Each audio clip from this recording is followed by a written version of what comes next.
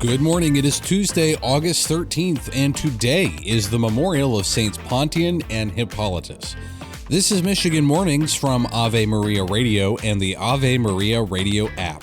I'm Matthew Handley. Coming up, Greg Popcak shares what some of the most successful tactics are to raise Catholic children.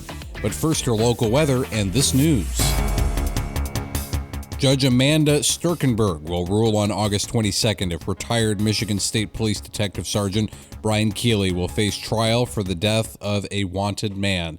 Keeley is charged with second-degree murder for the death of 25-year-old Samuel Sterling in Grand Rapids, who he hit with an unmarked state police SUV on April 17th as Sterling was running from police. Sturkenberg held a preliminary hearing yesterday for the former officer and said she needs to review the videos before making a ruling. Sterling was wanted on outstanding warrants and was under surveillance when he was killed. Grand Rapids Public School officials say security will be increased at schools, but some parents are still concerned as classes begin next week. Parent Lisa Lint Vander Zuen questioned the school board last night. I don't feel safe sending my kids back to school. How are we supposed to trust you with our kids? The extra security is due to a 13-year-old Alger Middle School student being shot on May 21st by another boy when they had left the building and went to a splash pad next door. Door alarms have been added to that school and are ordered for 3 other middle schools, and an extra security officer will be on duty at Alger this year. Michigan Secretary of State Jocelyn Benson says she will not be intimidated after her home was targeted twice in 48 hours by swatting attacks. Benson thanked police for their swift responses in a social media post yesterday. She notes swatting is a form of political violence that is horrific, dangerous, and intended to terrify its victims, and adds the threats have not and will not deter her from her job.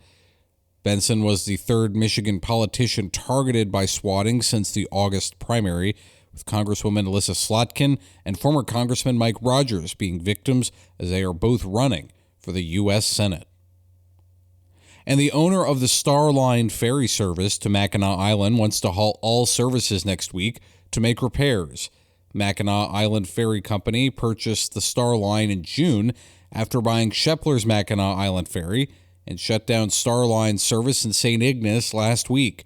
Chris Shepler says 3 Star Line engines need to be replaced as parts for them are hard to find due to the age of the technology. The Mackinac Island City Council has to approve the change in the ferry schedule. You're listening to Michigan Mornings from Ave Maria Radio and the Ave Maria Radio app. Coming up, Dr. Greg Popcak shares some tactics on raising Catholic children. That's coming up after your local weather.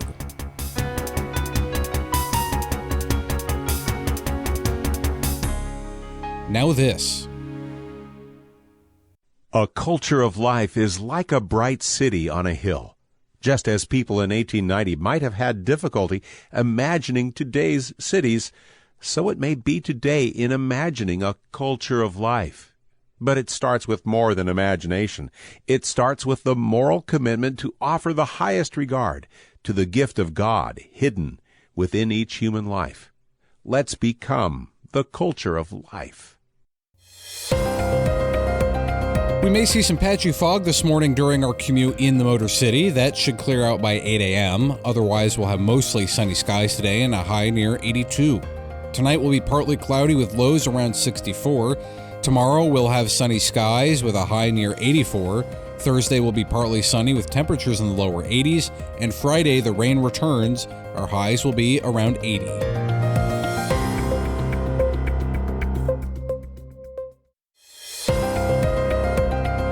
We may see some patchy fog this morning during our commute in the Saginaw Valley. That should clear out by 8 a.m. Otherwise, we'll have sunny skies today and highs around 83.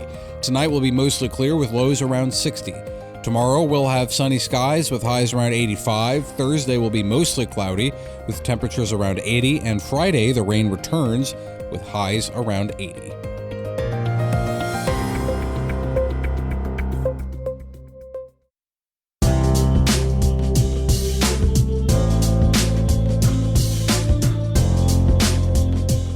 Recent studies have revealed the most effective way to raise Catholic kids to become Catholic adults.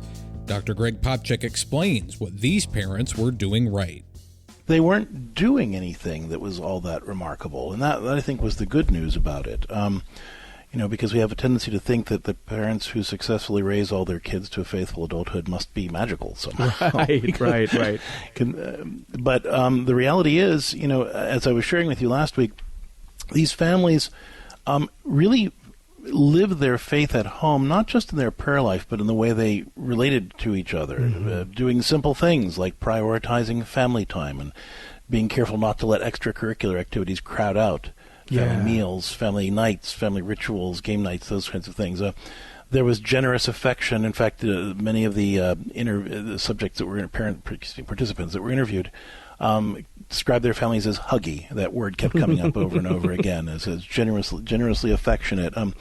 They had a gentler approach to discipline that focused on not so much consequences for bad behavior, but teaching good behavior and encouraging virtue and creating structures that supported success and change in their children's behavior. They had strong family rituals for working and playing and talking and praying together every day.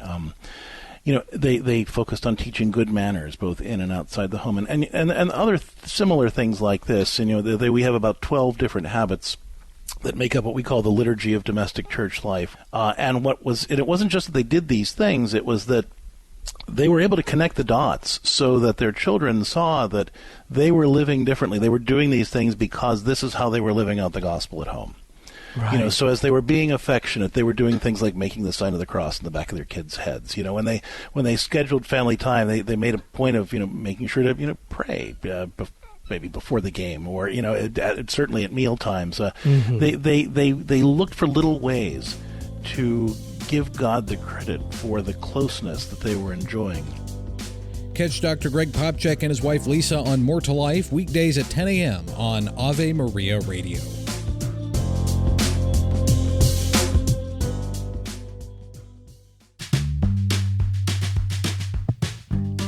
Theodoret of Seir says, when a shepherd sees that his sheep have scattered, he keeps one of them under his control and leads it to the pasture he chooses. That'll do it for this edition of Michigan Mornings on a Tuesday. I'm Matthew Handley. You can stay connected with me on X. I'm at Radio Handley, and Lord willing, I'll talk to you again tomorrow. Until then, goodbye.